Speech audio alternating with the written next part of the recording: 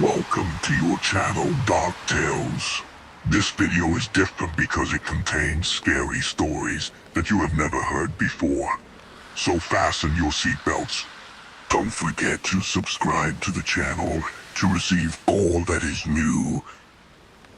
In November 1974, Ronald DeFeo Jr. murdered his parents and 4 siblings in their sleep at 112 Ocean Avenue, Amityville, New York.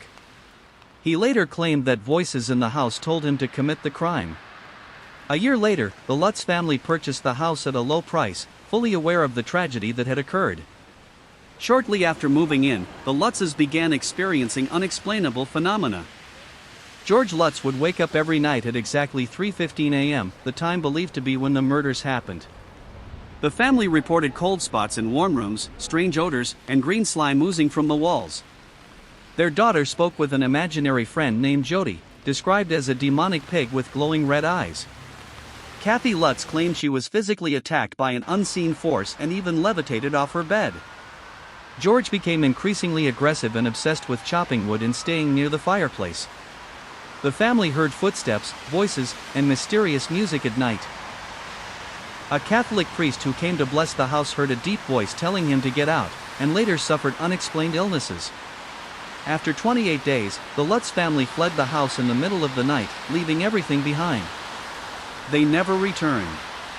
Their terrifying account became the basis of the book The Amityville Horror and inspired multiple films. Although skeptics questioned their story, and some details were disputed over the years, the Lutzes always insisted what they experienced was real. The case remains one of the most infamous real-life haunted house stories in American history. In the early 1800s, the Bell family moved to a farmhouse in Adams, Tennessee. Not long after settling in, they began hearing strange knocking on the walls, chains dragging across the floor, and whispering voices. The father, John Bell, experienced violent attacks from an invisible force, being slapped, pinched, and bruised. His daughter, Betsy, was also tormented by this unseen entity. She claimed her hair was pulled and she was scratched and beaten. The family started referring to the spirit as the Bell Witch. Neighbors who visited also heard eerie voices mocking them or calling out their names. The spirit began speaking clearly and claimed to be Kate, the ghost of a woman who had once been wronged by John Bell. Over time, the Bell Witch's presence grew stronger and more aggressive. She would sing, quote scripture, and even hold conversations with visitors. John Bell's health began to deteriorate, and in 1820 he died under mysterious circumstances. The family found a strange vial of black liquid near his bed, which the spirit claimed was poison she had given him. After his death, the hauntings gradually decreased. The spirit reportedly said she would return in 7 years, and in 1828, some disturbances were indeed reported again. The Bell Witch case is one of the earliest and most documented hauntings in American folklore. It's so famous that even U.S. President Andrew Jackson is said to have visited the Bell farm and fled after experiencing terrifying phenomena. To this day, the Bell Witch legend continues to fascinate and terrify those who learn about it. In August 1977, the Hodgson family, single mother Peggy and her 4 children, began experiencing bizarre events in their modest council house at 284 Green Street, Enfield, North London. It started with knocking sounds on the walls and furniture moving by itself. At first, Peggy thought it was her children playing tricks, but things escalated quickly. Janet, the 11-year-old daughter, became the center of the phenomena. One night, her bed was seen shaking violently. Objects flew across the room, drawers opened and closed on their own, and loud bangs echoed from within the walls. A chair was seen sliding across the floor without anyone touching it. The events terrified the family so much they called the police. One officer even witnessed a chair rise off the floor and move across the room. She documented the event but couldn't explain it. Things became stranger when Janet started speaking in a gruff, male voice, claiming to be Bill Wilkins, an old man who said he had died in the house years before. Investigators from the Society for Psychical Research visited and recorded Janet speaking in voices and levitating. One witness saw her rise and float across the room before crashing onto the floor. The media became involved, and the house turned into a hub for investigators, skeptics, and journalists. While some believed the children were faking parts of it, many professionals, including Maurice Grosse and Guy Lyon Playfair, believed a genuine poltergeist was involved. The activity continued for about 18 months before it faded, though the family claimed strange things continued to happen occasionally. To this day, the Enfield poltergeist remains one of the most famous and controversial hauntings in history. In the early 1800s, the Bell family moved to a farmhouse in Adams, Tennessee. Not long after settling in, they began hearing strange knocking on the walls, chains dragging across the floor, and whispering voices. The father, John Bell, experienced violent attacks from an invisible force, being slapped, pinched, and bruised. His daughter, Betsy, was also tormented by this unseen entity.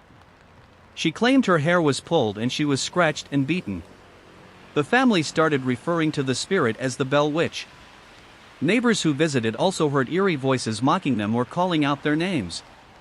The spirit began speaking clearly and claimed to be Kate, the ghost of a woman who had once been wronged by John Bell.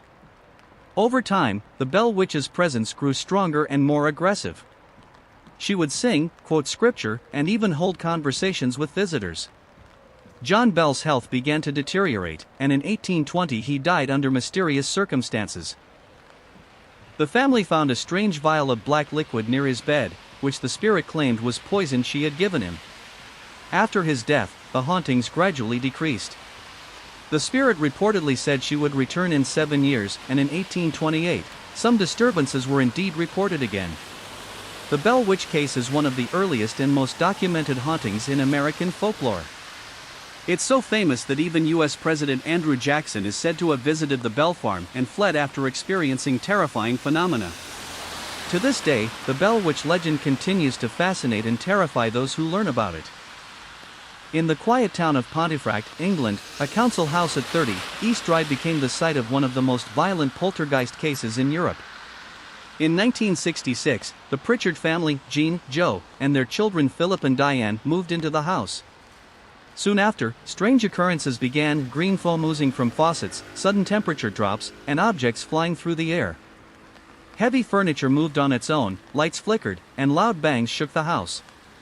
The family dubbed the entity Fred, but paranormal investigators later connected it to the legend of a 16th-century monk who had been hanged nearby for unspeakable crimes. The spirit targeted young Diane the most. She was dragged up the stairs by her hair, slapped, scratched, and once nearly strangled by curtain cords. Witnesses including neighbors, family friends, and even police officers observed these events, confirming the family wasn't imagining things. Attempts to exorcise the house failed. The activity continued for several years, subsiding only when the family eventually moved away. However, even after they left, reports from later visitors suggested the entity never truly left the house. To this day, 30 East Drive is considered one of the most haunted houses in Britain, with paranormal researchers still investigating the mystery of the Black Monk. They said it was just an old house in a quiet Missouri neighborhood. Nothing special. 3 bedrooms, a basement, and enough space for me and my kids to start fresh.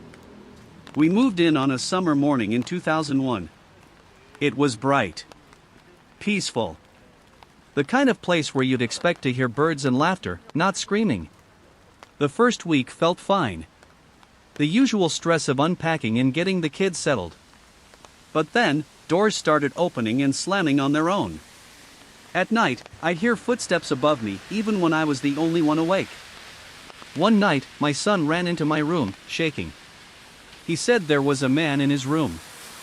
A man with hollow eyes who was standing in the corner, screaming without making a sound. I thought it was a nightmare. Kids imagine things, right?